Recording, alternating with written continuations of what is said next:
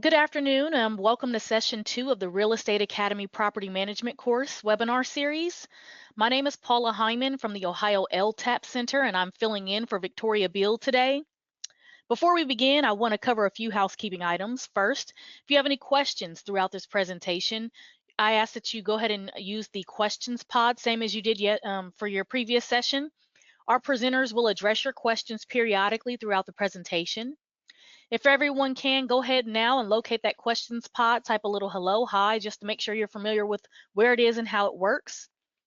If for some reason in the handout section, if you're unable to download the presentation today, just shoot me an email in that questions pod and I will send that out to you.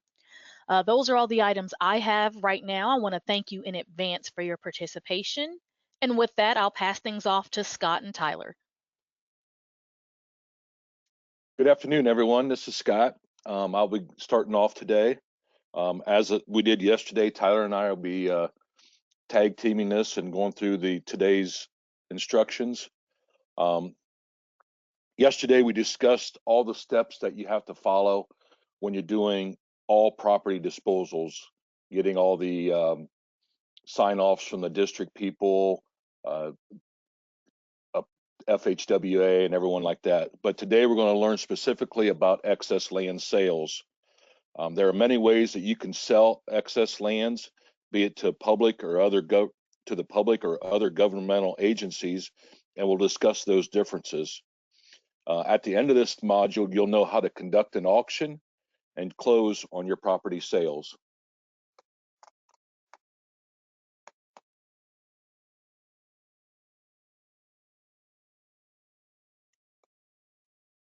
And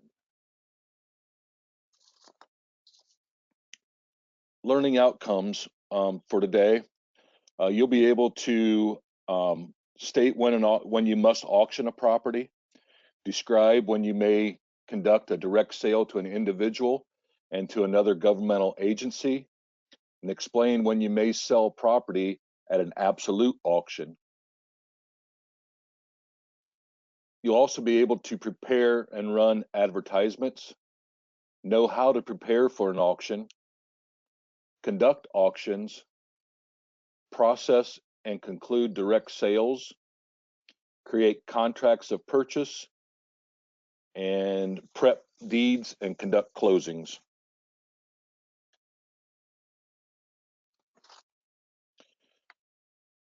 The authorization for sales for the department, the authority to sell or dispose of excess lands is contained in sections 5501.34 and 5501.45 of the revised code. Parcel disposals are governed by their value and who we are selling them to. So we'll go over these amounts in detail.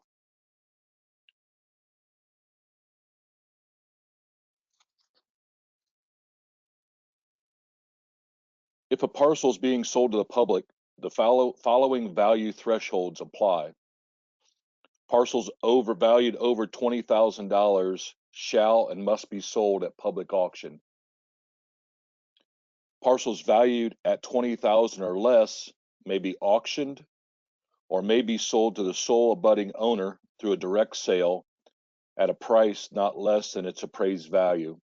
So that's one of the differences in selling to the sole abutter is you must sell it for the appraised value, whereas if you go to auction, you can sell it for 2/3 of the appraised value with the approval from the DDD or the Director of Transportation.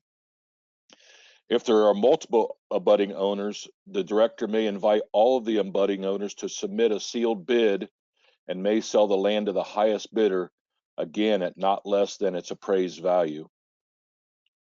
ODOT retains the discretion to offer these properties at auction or by sealed bid. So if it's 20,000 or less, you can do sealed bid or an auction, and you should always do what you think is going to get the highest value for the department.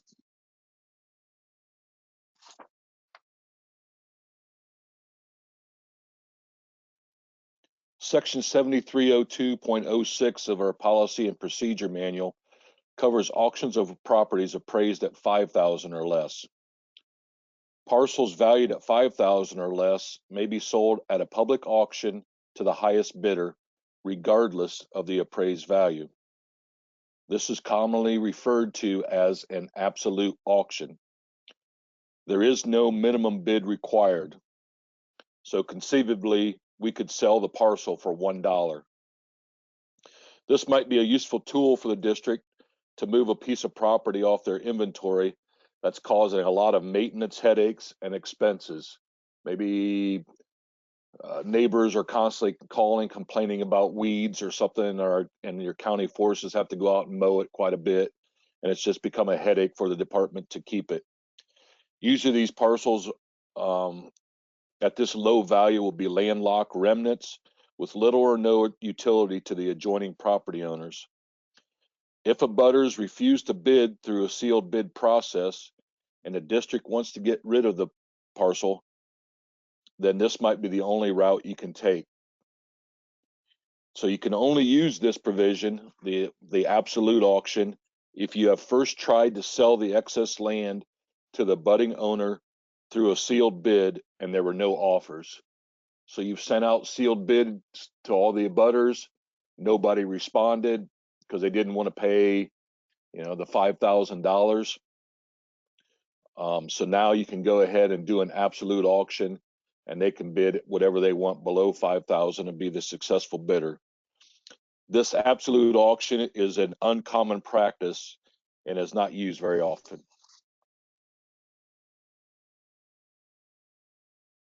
Direct sales to governmental agencies. We are going to cover this in greater detail in Module 3, but so you understand the differences, if a parcel is being sold to a government entity or institution receiving financial assistance from the state, as defined in 5501.45, paragraph E, sections 1 and 2, the following applies. The parcel may be conveyed regardless of value upon such consideration as shall be determined by the director to be fair and reasonable. Such sales are concluded by the issuance of a director's deed, not a governor's deed, as required for all other excess land sales. So basically, the director of transportation can transfer this at whatever value they determine to be fair and reasonable, and you do it on a director's deed, not a governor's deed.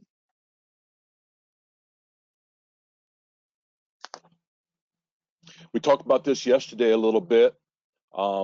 In addition to all the acquired approvals we discussed, prior to any disposal, Revised Code 5501.45 requires the Director of Transportation to consult with the Director of the Department of Natural Resources to determine if excess lands may be suitable for recreational purposes. The District Deputy Director will forward material related to the proposed disposal to ODNR on Form RE 74-28, which is ODNR notification of ODOT land disposal. And as it says at the bottom of the slide, if there's no response from ODNR within 14 days of delivery, the district may then proceed with the sale. And I think we talked about that a little briefly yesterday.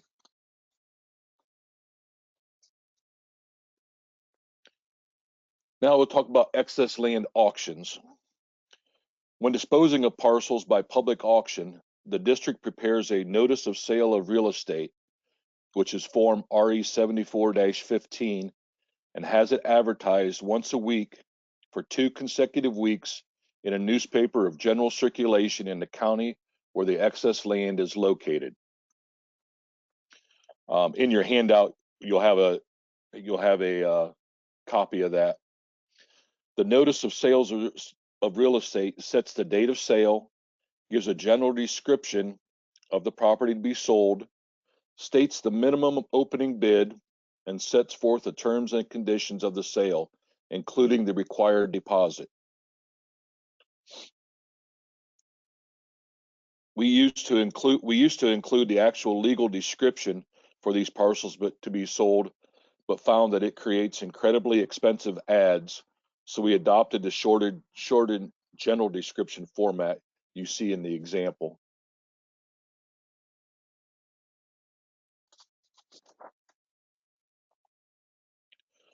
The notice of sale also contains the name and phone number of the district representatives who may be contacted for further information.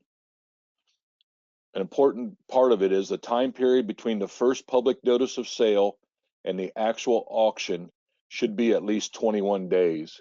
So if you run the first ad, say on the 5th of the month, and the second ad on the 12th of the month, your auction should be 21 days from the 5th of the month, if at all possible.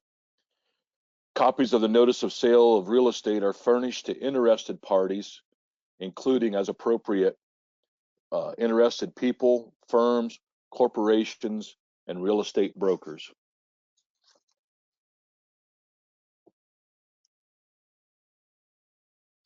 When a parcel has potential for generating significant income, a sales brochure should be prepared by the district and sent directly to area real estate brokers along with the notice of sale of real estate.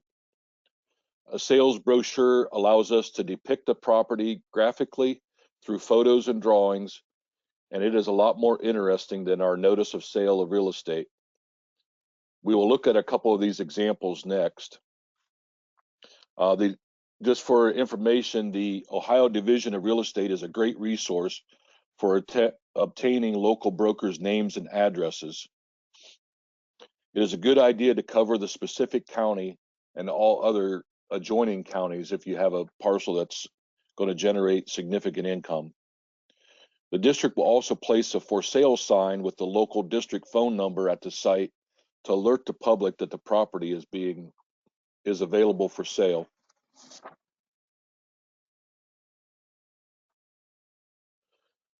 So here we're going to look at a couple of recent examples of marketing flyers that were used on excess land sales. This first one here is for a modular home that was sold in District 3. On the first page, this brochure or flyer lists all the major facts about the property, like what school district it's in, current real estate taxes, those types of things. It also states what kind of utilities are available and states the minimum bid. It does not have all the details that are contained in the notice of sale, so these must be used in conjunction with the notice of sale.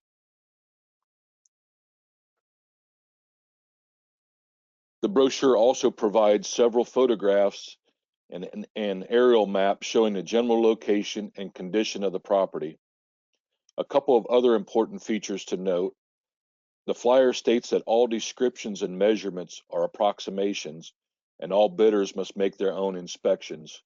So we're not going to guarantee anything on this. If you say number of rooms or size of rooms, you want to make sure that you let them know that all bidders must make their own inspections. It'll also say that the property is being sold as is and where is, and ODOT makes no guarantees or warranties of any kind.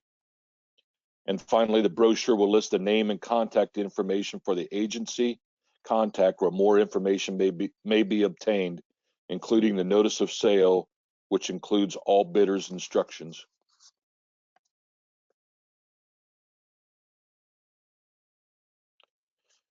Here's another example of a recent flyer. This brochure was created to be sent to all potential bidders as one page, a tri-folded mailer. Thus, it was only printed on one page. It was folded and taped so that you could put mailing labels on the unprinted side and mail them out. You'll note that this flyer has all the same information as the house in the last example, just not as many photos. Although bidders can still see the general condition of the building and its location on the aerial photo. And again, the brochure directs all bidders to contact the agency for more information, including the notice and its bidders' instructions.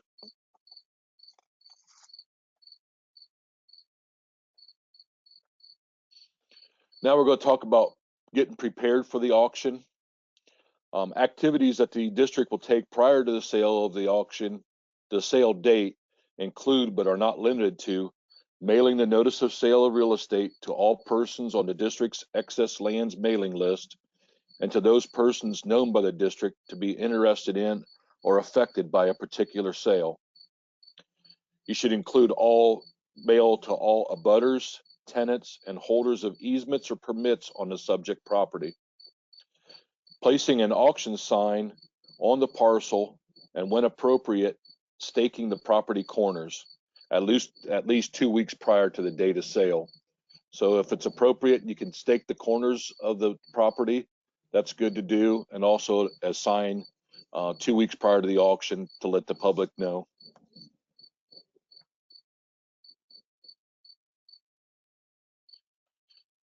Here's a picture of an auction sign that was made for District 3. You will note the date and time are changeable. You can contact Tyler to get instructions on who to contact at our sign shop to get signs for your district if you would want those.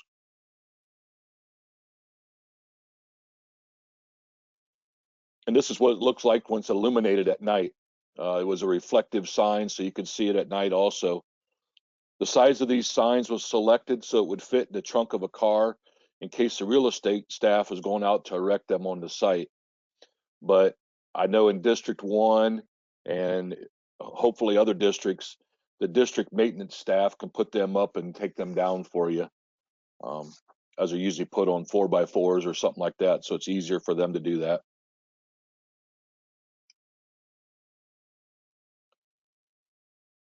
When prepping for an auction, you should make arrangements with tenants to allow prospective bidders to inspect any structures on the parcel at least 1 hour in advance of the sale.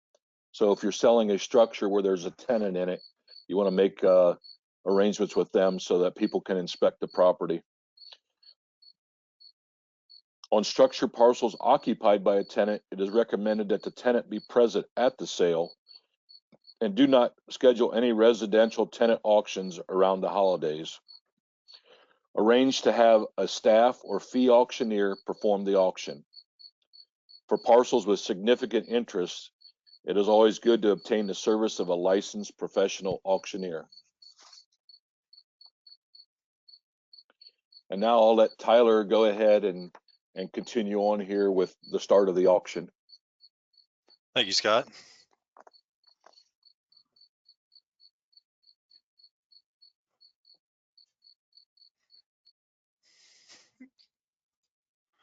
Tyler, do you want me to launch the poll for you? Yeah, we're gonna do a poll real quick. We just want to figure out who everyone works for or where they're coming from to see how we can best tailor this class for the future. So. And in order to vote, if you were full screen, just hit the escape key to exit full screen to be able to vote on your screen directly.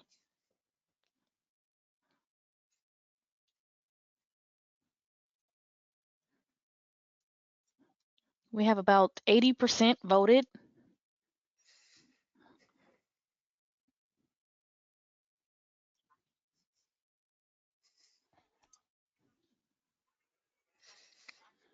All right, well, we can talk about that, or I can figure that out later. So let's get to the fun part, the actual auction, the day of stuff. The district will have personnel on site who are thoroughly knowledgeable about the property. If there are issues regarding the property, structures, or access, the district representative must be fully informed and ready to discuss. You can also bring the appraiser with you if you think there might be a question or concerns regarding the valuation. This is good where you have surveyors mark out the property so people can see exactly what they're buying. I know in the past, some of our auctions that staking the property has been one of the biggest help to see exactly the areas that they're buying. All sales are always conducted on site unless otherwise noted in the notice of sale. That's pretty easy. If it's on the side of a highway or, on a off ramp, probably shouldn't have it on that site, but in other cases, the site is usually the best. Prior to the auction, the district representative is required to read aloud the notice of sale offering the excess land for sale. We just went over the notice and its main points. Staff reading the notice must be familiar with its content. When the auction time arrives, the person conducting the sale will call everyone together and read through the notice. Once they have read through the notice, they will ask anyone if there's any questions before the auction commences. It is also a good idea to mention any specific questions the district received prior to the auction and the responses, so everyone is on the same page when the auction starts. We are the state. We do not have to have a licensed auctioneer, so you can have anyone from your district do it. Anyone that's comfortable being on front of people. It doesn't have to be a fast talker like those auction shows on TV. It can just be a normal person saying, who wants to bid? Excess land valued at over $20,000 is offered for sale at public auction and must bring a bid that is at least equal to or greater than 2/3 of the appraised value of the real estate to constitute an acceptable bid. The highest and best bid received at the time and place of the auction is normally accepted. However, the director has the right to accept and reject any and all bids that are less than full fair market value. The district real estate administrator should consult with the district deputy director before the auction to determine the minimum acceptable bid. It is recommended that you get this in writing and keep it in your disposal file. If no bids are received that are equal to or greater than 2/3 of the appraised value, the auction is declared a no sale and the situation is re-examined.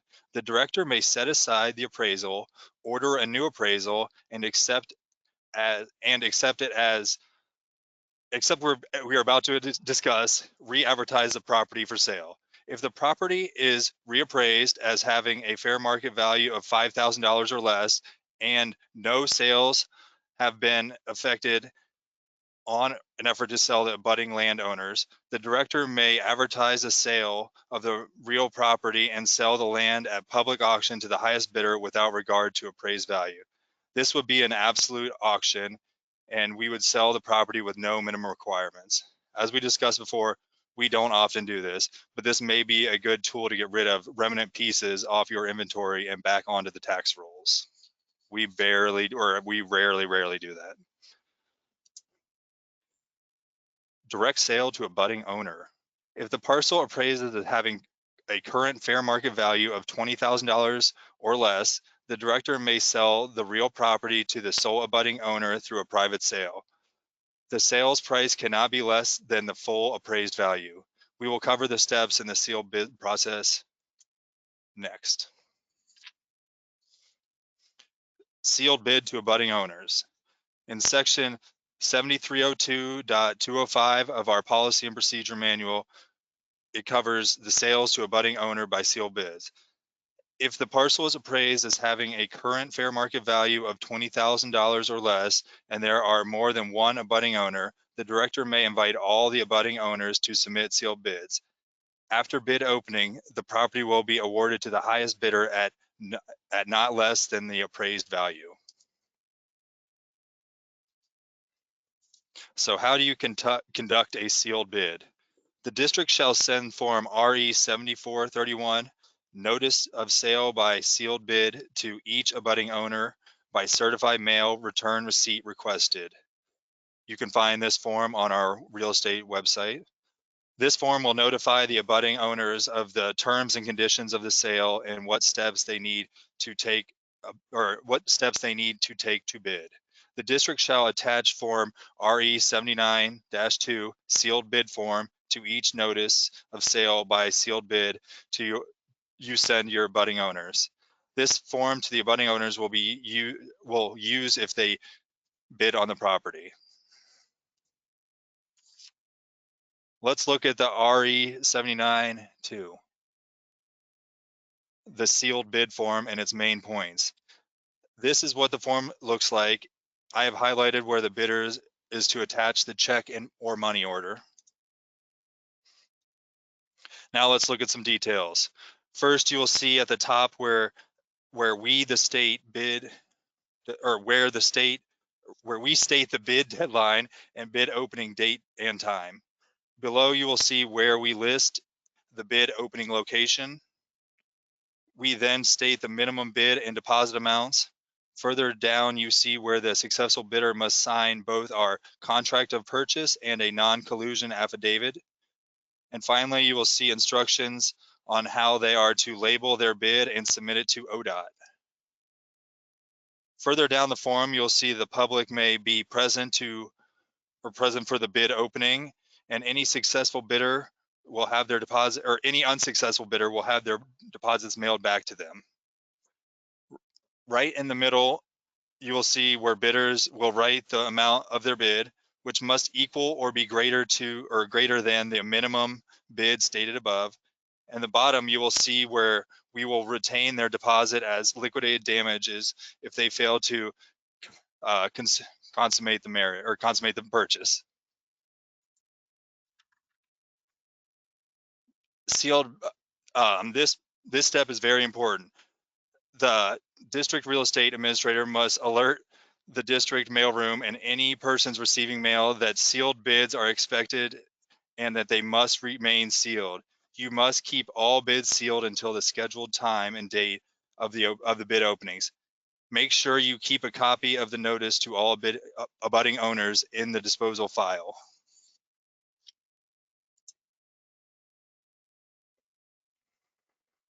After the bids are open, the district shall prepare a memo on the bid tabulation. The memo will indicate who was present when the bids were open, the date and time of opening, and the disposition of unsuccessful bidders' deposits. A copy of all deposit checks, even those from unsuccessful bids, along with all the bid documentation shall be retained in the disposal file.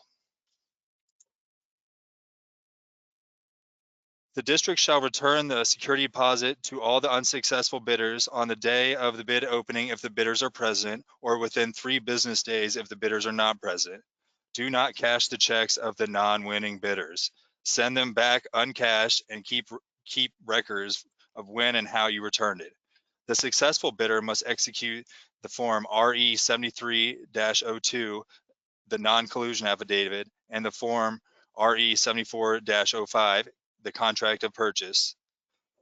You will have copies of these forms in your handout, or they're on the website that you can get, our website. Okay. All right. After the class, we will be sending out a case study with a few with a scenario of what you want to do on how to dispose of a property. We probably won't have time to discuss it today, so the first few minutes of tomorrow's class, we are going to discuss the case study. And with that, Scott, are you ready? Yes, I am.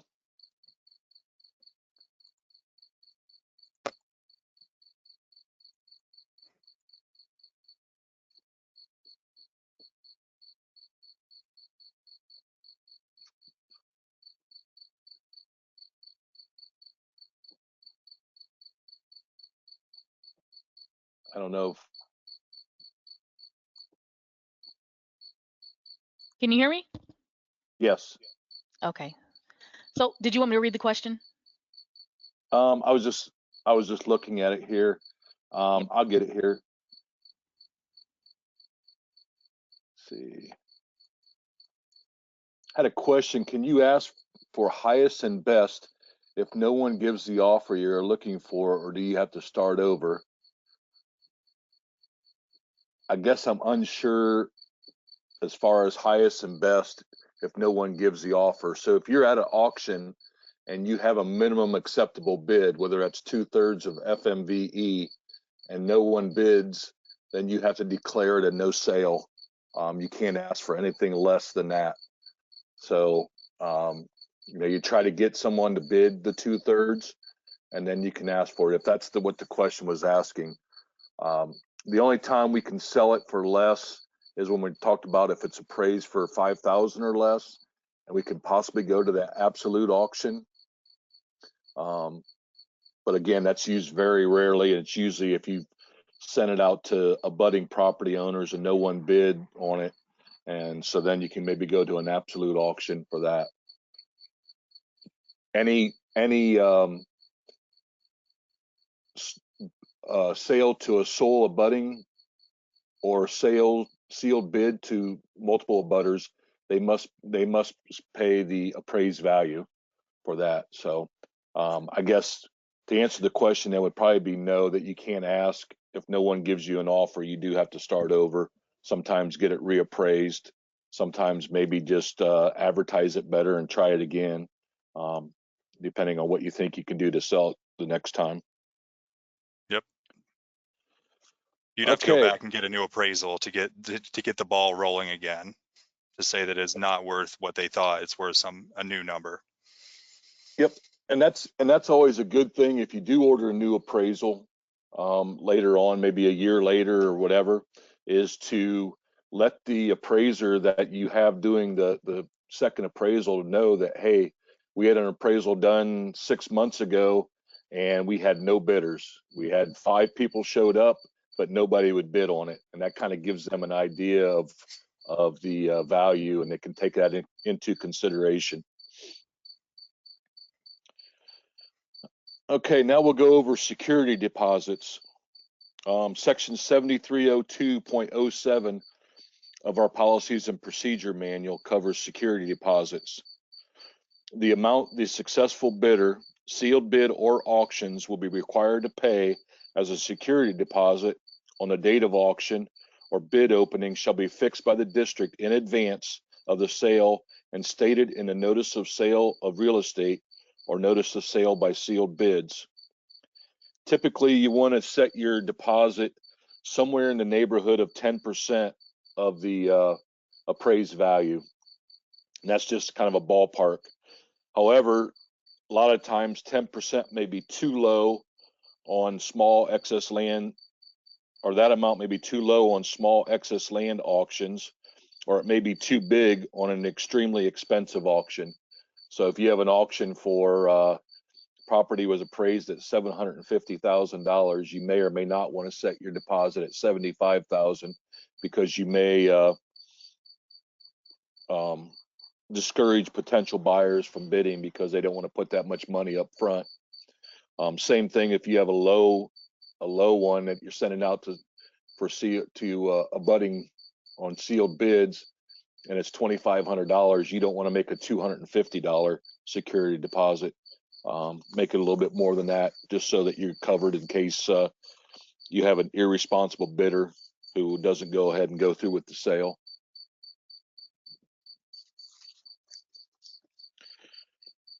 Upon acceptance of their bid, the successful bidder will be required to pay the security deposit by certified check, cashier's check, or money order. Even though the picture on this slide depicts cash changing hands, we do not accept cash security deposits. We don't want our employees running around with a large amount of cash after an auction. In rare instances, someone shows up with cash, instruct them that you will follow them to their local bank and have them obtain a cashier's check or money order. At this time, the successful bidder will also enter into a contract of purchase, Form 7405, for the total purchase price. Now let's review the contract of purchase form and the non-collusion affidavit.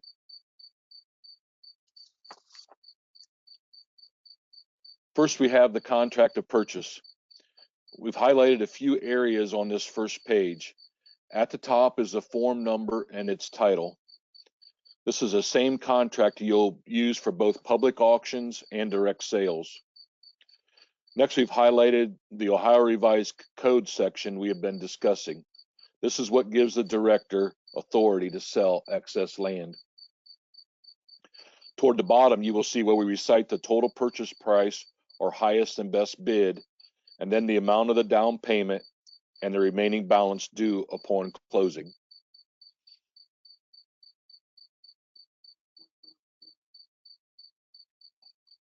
At the top of the second page, you'll see where we state that if the buyer fails to close, we'll keep their deposit as liquidated damages.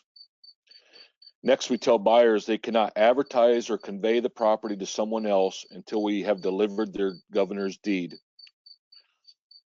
Below that, you'll see where the buyer will be responsible for all taxes and assessments.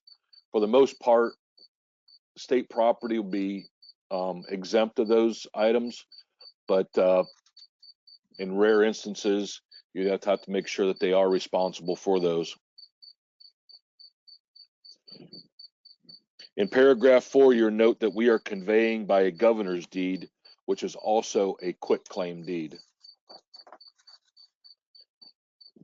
The bottom of that paragraph states that the buyer must pay the balance due upon receipt of the governor's deed.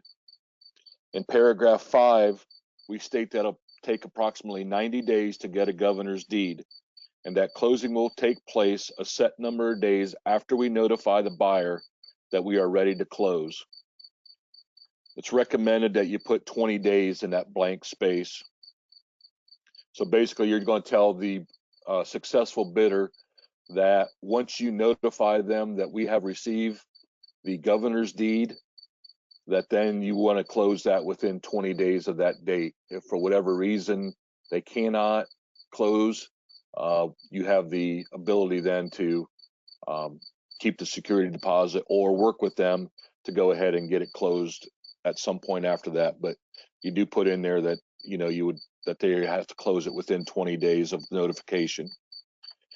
Paragraph 6 states that possession will happen at the time and date of closing.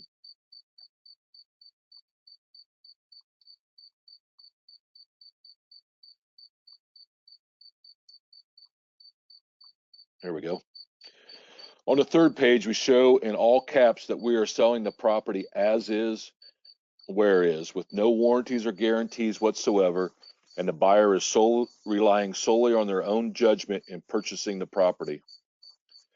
In paragraph 9, we state the buyer or the grantee is assuming all environmental liability for the property. Paragraph 10, we state that the contract is not binding until both parties sign it.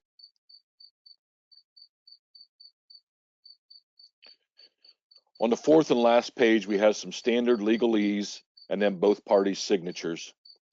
It is very important that the agency representative at the auction be familiar with all the contracts, terms, and conditions so they can explain everything to the successful bidder.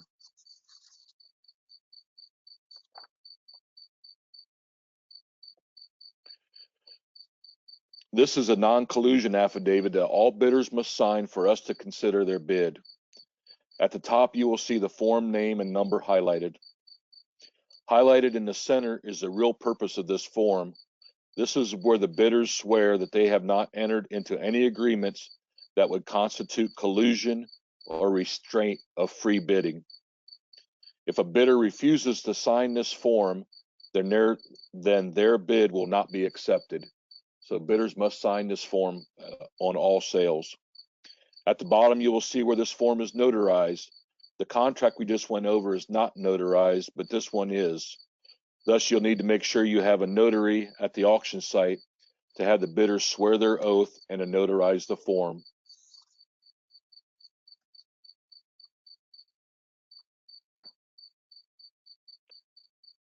In section 7302.08, we discuss confirmation of the sale. The successful bidder, sealed bid or auction, must be informed by the ODOT agent on the auction site or at the bid opening that final acceptance of the bid and approval of the contract of purchase is not binding on the state of Ohio until the contract is approved and countersigned by an official of the Ohio Department of Transportation in the district office. This condition is also noted in the notice of sale of real estate and a notice of sale by sealed bids. Unless you have signature authority for the Director of Transportation, none of us can countersign and approve a contract for ODOT. You have to let the successful bidder know that you will be taking the contract back to the district and getting it signed. Upon approval of the sale and signature by the person with authority to act on behalf of the director, a copy of the fully executed contract of purchase is mailed to the successful bidder. As things can sometimes unravel, we must never let a successful bidder enter onto a property before closing.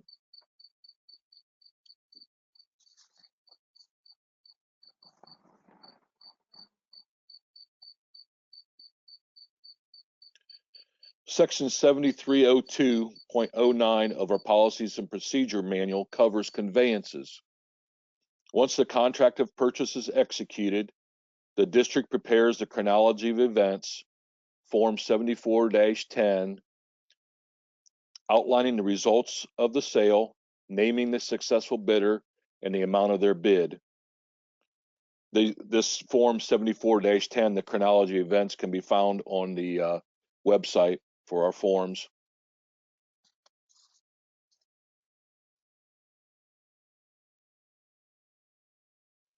The district will then process the security deposit and sends a request to the Auditor of State requesting a governor's deed to consummate the disposal. The Form 74-40 is on our website that you can see for the request for governor's deed. It can take anywhere from a couple weeks to a couple months to get governor's deeds back for your closing. The process is to make the request to the auditor's office, the process you make the request, and the auditor's office sends the package to the transportation section of the Attorney General's office for their review. The Attorney General then reviews the package and responds directly back to the auditor's office. If the Attorney General approves the conveyance, then the auditor's office creates the governor's deed and circulates it for signature. Once the deed is signed by the governor, the Secretary of State, and the state auditor, it is sent back to the district to complete the closing.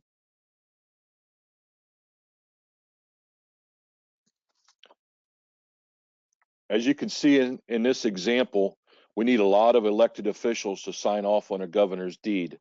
That is why it can take some time to complete, and you need to alert to your successful bidder that it is going to take some time.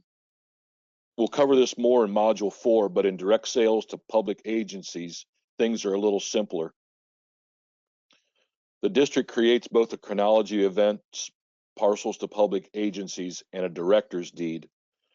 The district deputy director is authorized to sign director's deed so you can move to a closing much faster.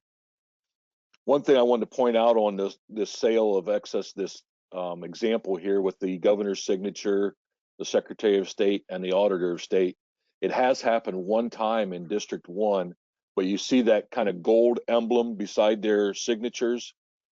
That acts as the notary. So if that gold seal is not on that page has not been notarized. And we did have one that we did receive from the auditor's office several years ago that did not have that gold seal. So you want to make sure that it's got that before you get ready to go to closing.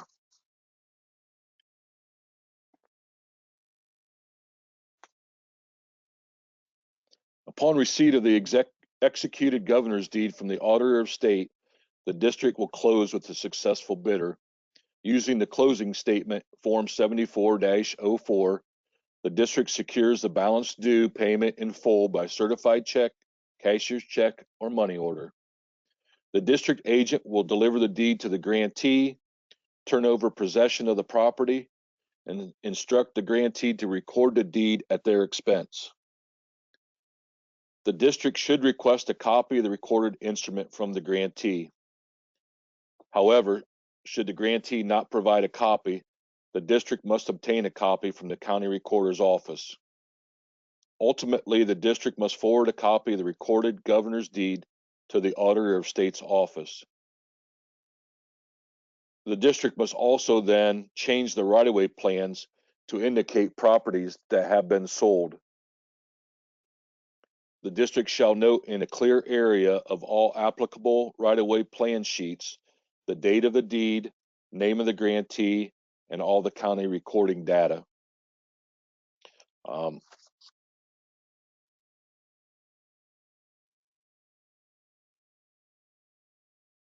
And finally, in this module, we'll talk about processing receipts for the excess land sale. You'll see on the screen the manual section citation, but it really just says that section 7301.06 for information on processing receipts. We covered this in detail in module 1, and this is where you'll fill out the RE 24-1, the miscellaneous cash receipts.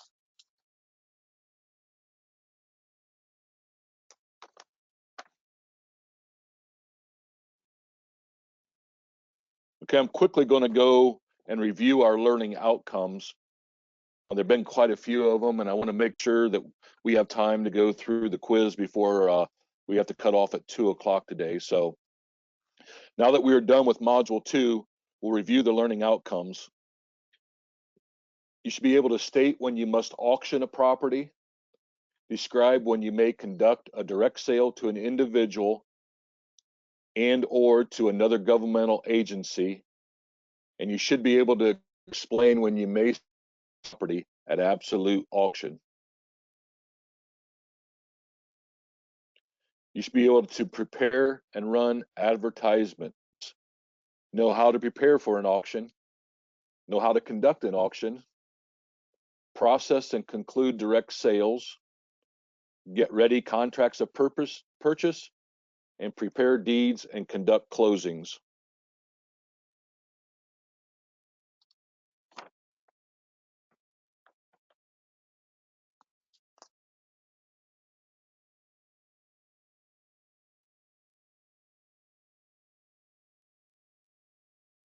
We talked about districts should create sales brochures on properties with good potential and send them along with a notice to any interested parties. We reviewed 2 different excess land flyers and discussed how they could be used in conjunction with the notice of sale, as they do not contain all the bidder's instructions, but they do provide a better graphic representation of the property, including pictures and aerial maps. We also talked about the notice itself and how it should be run in a newspaper of general circulation in the county once a week for 2 consecutive weeks. And you should try to do that 3 weeks or 21 days prior to your auction.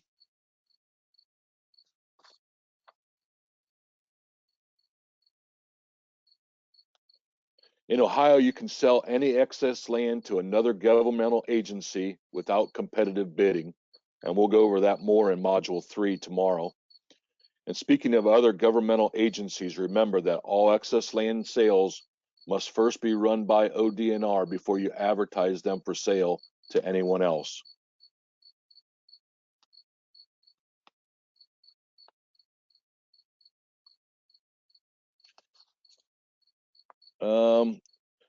We talked about the day of auction, having a staff on site that thoroughly know the property and the auction process.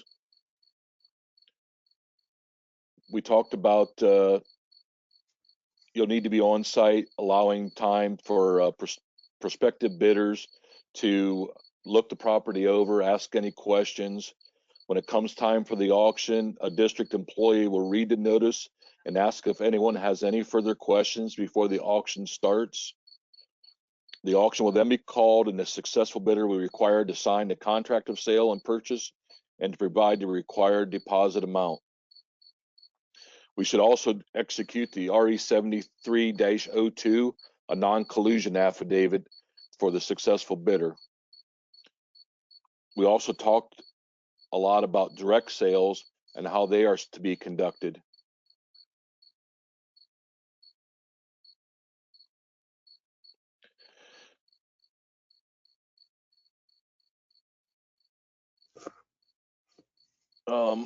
I think that's pretty much everything, unless anybody has any questions. If not, I can turn it back over to Tyler if we can go through the quiz.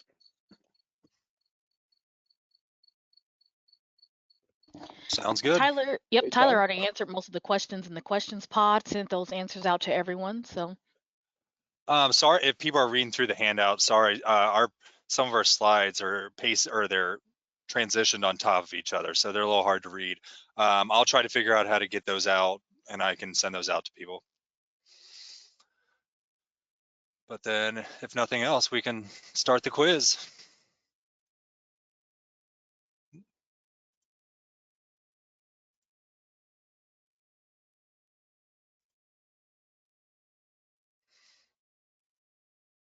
Tyler, are you going to run it?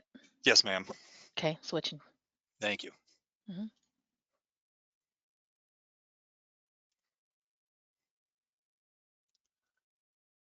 Okay, we're going to start with the quiz. First one, true or false? If a parcel is being sold to the public, those parcels valued over $20,000 must be sold at public auction. What are we thinking? True. Man, you guys are good. Good job. I'm launching it too. You guys can vote on your screen today. Even better. Number 2, true or false? Parcels valued at $20,000 or less may be auctioned or may be sold to the sole abutting owner through a direct sale at a price not less than its appraised value.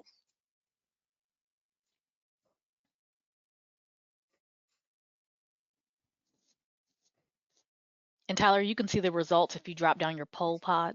Okay. Okay. Sounds good. Now that is true as well. Next question.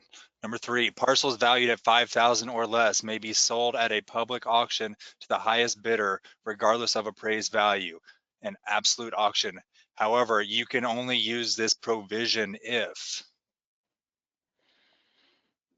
and just assume A, B, C, D, E. Yep, go ahead and put that in the questions pod. That one wasn't put in here.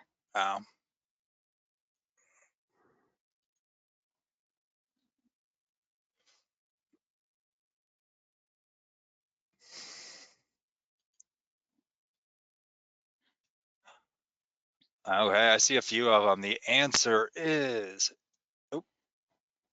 D. You have to first try to sell the excess land to the abutting owners through a sealed bid, and there were no offers or no acceptable offers. Number 4, when disposing of parcels by public auction, the district prepares a notice of sale of real estate form RE 74-15 and has its advertised blank in a newspaper of general circulation in the county where the excess land is located. Again, A, B, C, or D.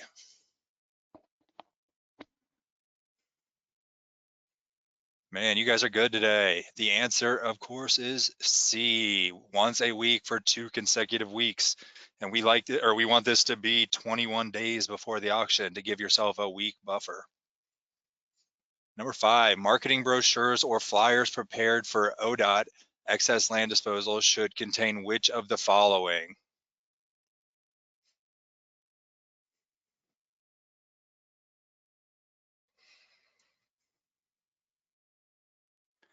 Man, you guys are good. It is all of the above. You need to have a statement that that all descriptions and measurements are an approximation, and it's all on the bidder's inspection. The property is being sold as is, where is, and ODOT makes no warranties or guarantees of any kind. Once we sell it, we are done.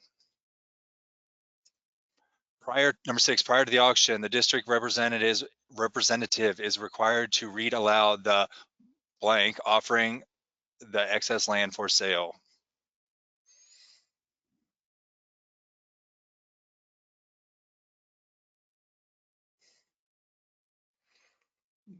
It is not the it is not the disclosure or the land contract. It is the notice of sale.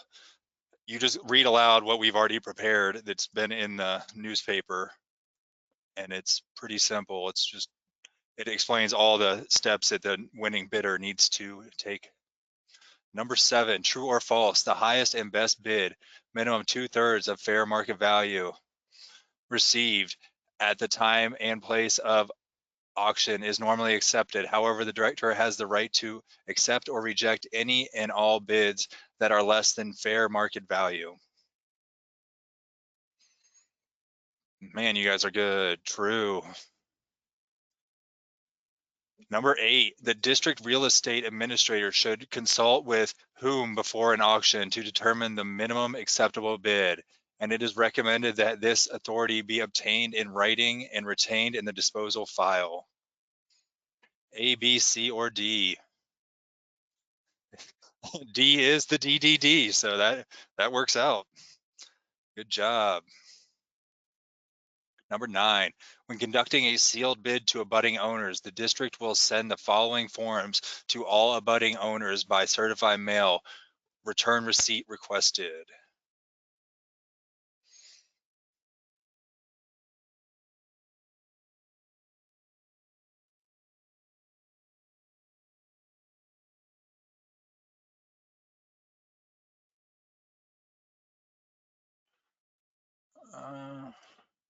It is A and D. Number 10, True or false? Districts should open each sealed bid as it comes in and keep track of it via a sealed bid log, Form RE 7469.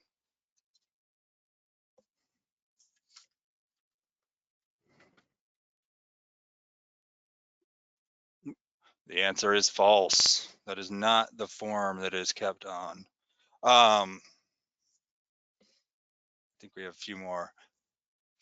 We have 5 minutes. We're doing good. Number 11, true or false? A successful bidder at a public auction or through a sealed bid must execute both Form RE 7302 Non-Collusion Affidavit and Form RE 7405 Contract of Purchase.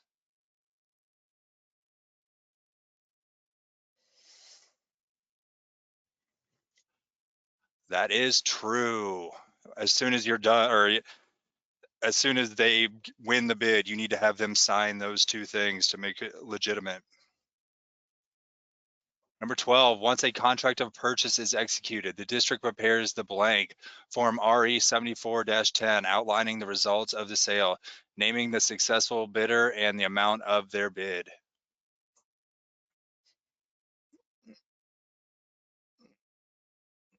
This is a 3-word phrase that you can insert. Wait and Pace got it first. The chronology of events. Good job. As soon as you sell something, you need to write it in the chronology of events, and then that goes with the deed to the auditor's office.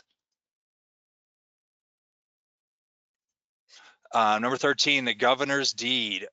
Governor's deeds are prepared by the auditor of the state's office and reviewed as to form by the attorney general's office, and then signed by who?